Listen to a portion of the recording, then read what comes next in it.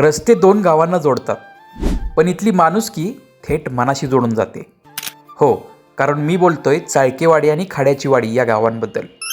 ही गावे कराड डेबेवाडी रोडवरून कुसूरमध्ये आत वळलं की 5-6 किलोमीटरवरच आहेत.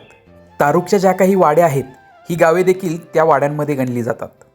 मुख्य रस्त्याने सरळ जाताना सर्वात प्रथम आपल्याला भेटते चाळकेवाडी गाव. गावात प्रवेश करतानाच जाणवतं की इथे फक्त सण साजरे होत नाहीत, तर गावासाठी काहीतरी करण्याची मानसिकताही अजूनही लोकांच्यामध्ये जिवंत आहे. तिथल्या स्थानिक लोकांशी चर्चा केल्यानंतर जाणवलं की इथल्या ग्रामस्थांनी आणि गणेश मंडळामार्फत विविध सामाजिक उपक्रम राबवले जातात.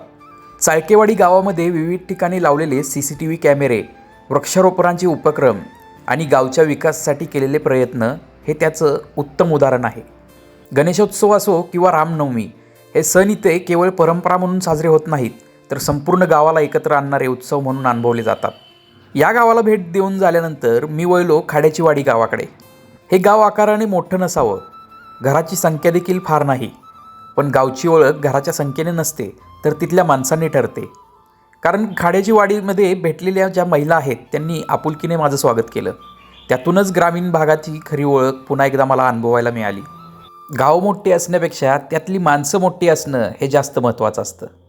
गावात आलेल्या व्यक्तींचा योग्य सन्मान करणे हा इथल्या संस्कृतीचा महत्त्वाचा भाग आहे.